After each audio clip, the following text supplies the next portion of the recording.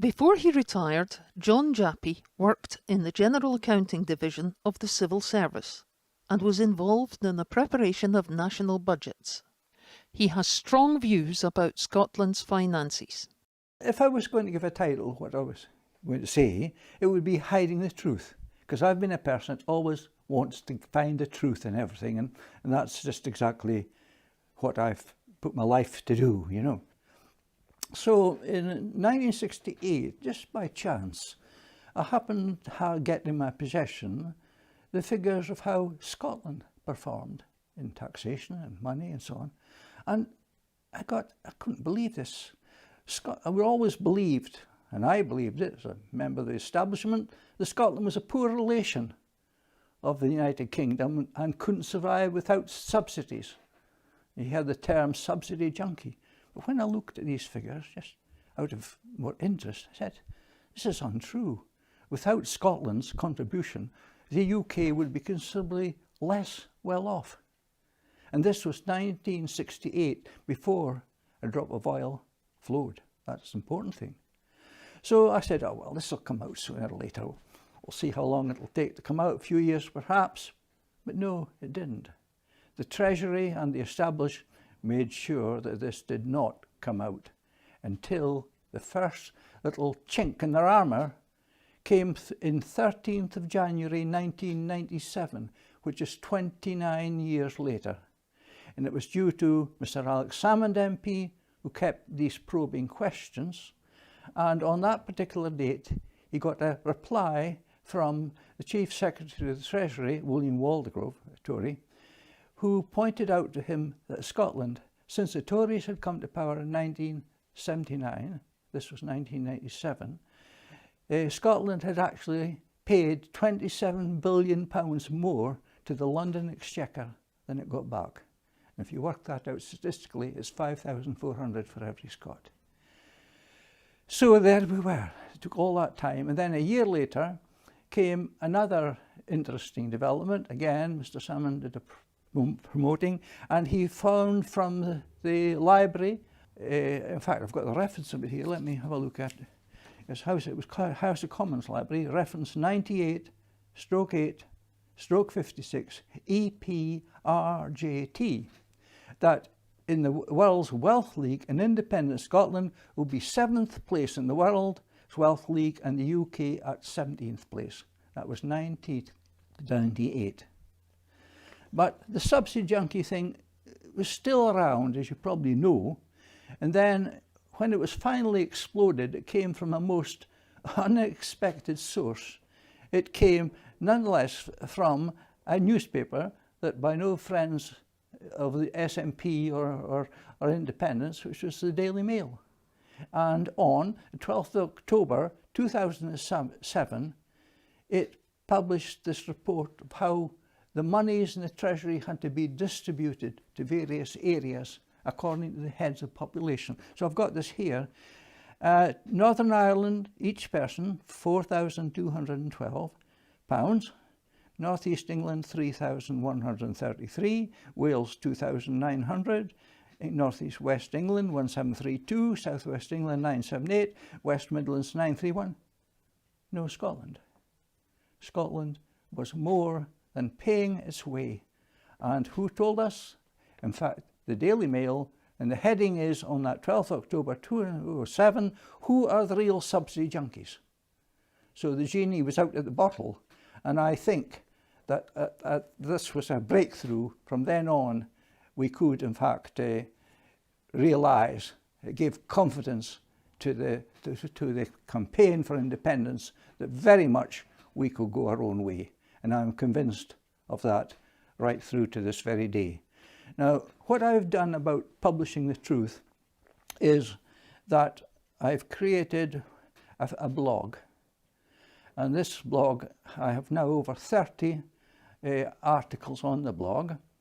I have over 1,000 now followers and close on 50,000 people visit, because I believe the reason is because I am telling the truth. And you can look this up for yourself. And as I say, I am more than confident that Scotland will become an independent nation when the truth is fully exposed.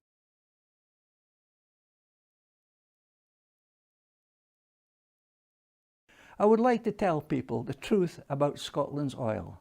There's so many lies being told about it. I would like to go at the beginning and explain how the whole situation has developed right through until today. Now, I was a civil servant in London when oil was discovered in the North Sea. I was not connected with it in any way with the work I was doing, but you could imagine the rumours that were going at the time. Britannia will rule the waves once more, or in Scotland. Scotland will be the richest nation in the world.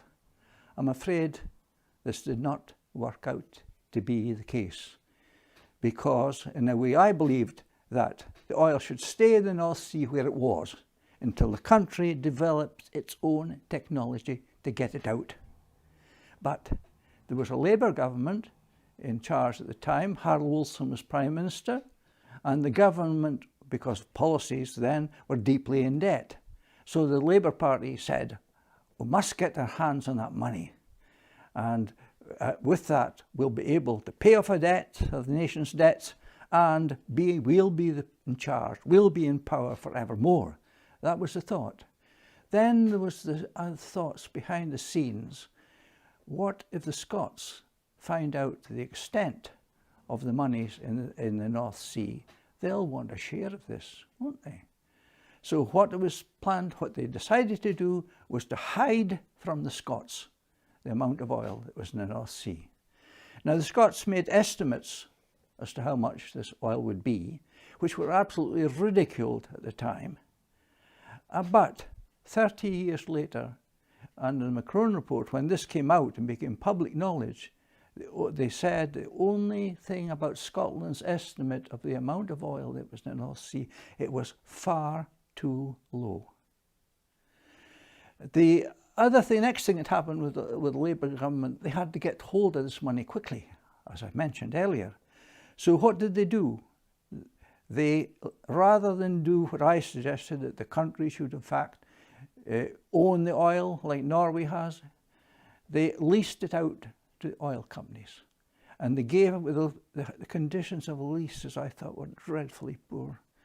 And all we got in return was pennies per barrel, instead of owning the oil, which surely should have happened.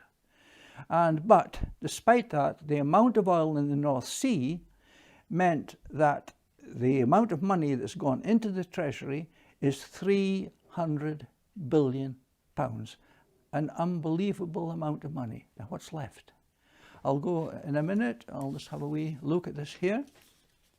So we can actually think of 300 billion, a bonanza on top of all that we have already. How could you lose that money? It's gone. If the position at the moment is that the Chancellor has to borrow 114.8 billion, that's the exact amount he has to borrow for the current year 2014, simply to balance his books. Now that money is never repaid. It's added to the national debt, which goes on up and up and up, and it is at the figure now is £1.43 trillion of national debt. Now we have to pay interest on that.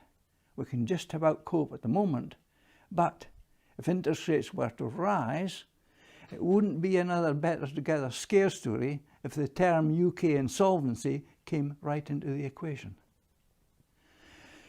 So that's, you wonder, how did they get rid of that money, get rid of it, squander it? Well, foreign wars were one instance.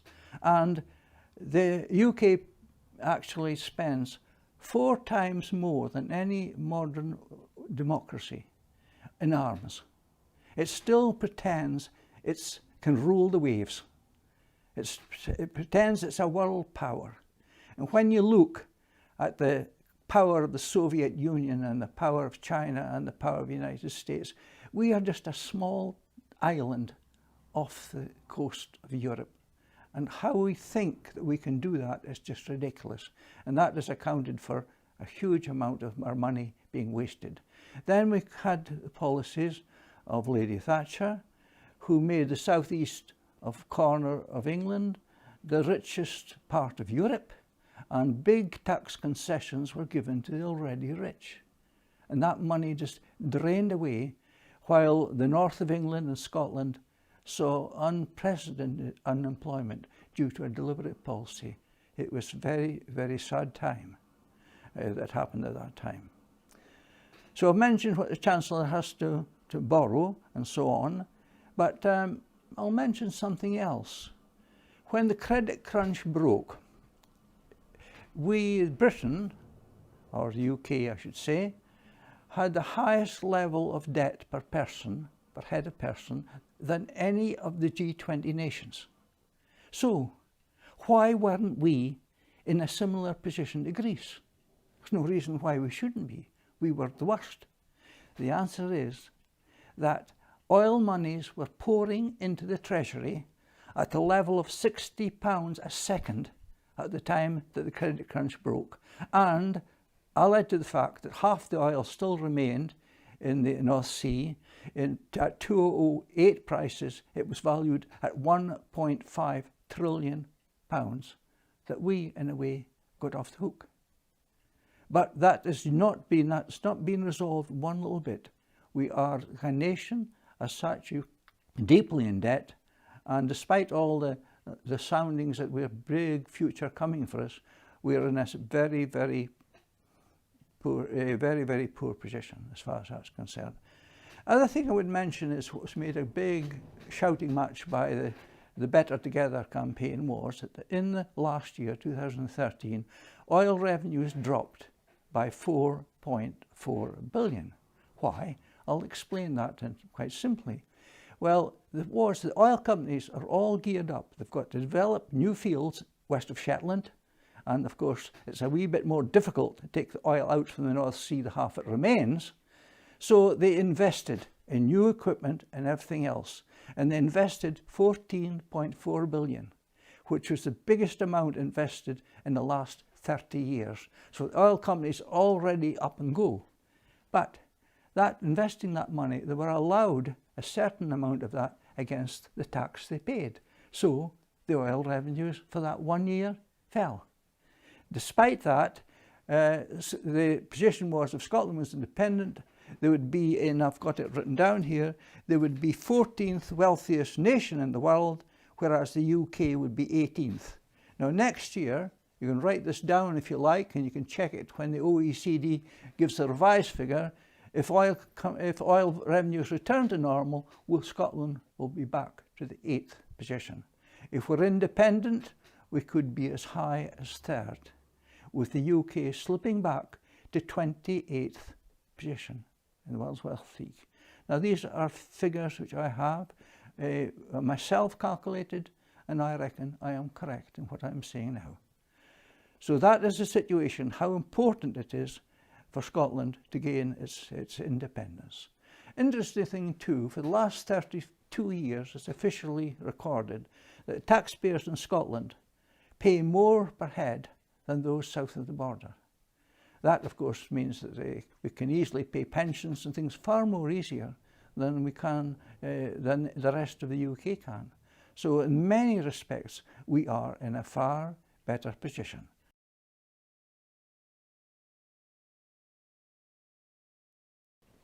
I've been looking at quotes made by politicians over a number of years, and what I find is that quite often is they make quotes, but once they've made them, they can't unquote them. So I've noted this down very carefully, what they've said, and I think it's worthwhile just listening to what they have had to say. First of all, I would just like to say that you see a politician, Danny Alexander, spouting forth figures, but really and truly, he's handed the script and he comes out with these figures. He's just a puppet, and his Tory masters pull the strings. He's had no life experience in producing these figures. He is, as I say, purely a puppet, and this goes for the bulk of the UK politicians that I've come across in my lifetime. So anyway, we'll move on to the various quotes made, recent years' quotes. We'll go back to 2007. David Cameron wrote in the Daily Telegraph, there was no point in trying to keep Scotland within the Union through fear of economic consequences.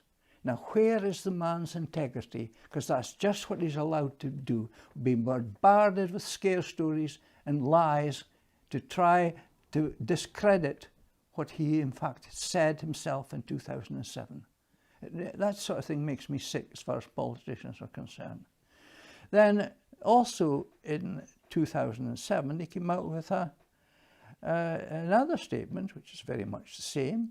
It would be wrong to suggest that Scotland could not be another successful independent nation. 2007. Then in 2008, it was in the House of Commons, this was Alistair Darling. He admitted that Scotland's oil revenues had been underwriting the UK's failure to balance its books for decades. That was the 29th of May 2008, and that has been recorded in Hansard. Now, jump a few years now to 2012. Alistair Darling said, "Now our case is not that Scotland cannot survive as an independent nation." Straightforward there. Then also in 2012, Lord Nigel Lawson, former Tory Chancellor, he entered the fray and said Scotland is perfectly capable of being an independent nation. There are many more independent countries in the world which have a lot less going for them. And that's pretty straightforward. Then in 2013, 10th of January, on Newsnight Scotland, this is worth remembering, this 10th of January 2013, Alistair Darling said, "If you have independence or separation, of course a currency union is logical." A year later, he said, "A currency union is dead in the water." This, of course, is just a scare story.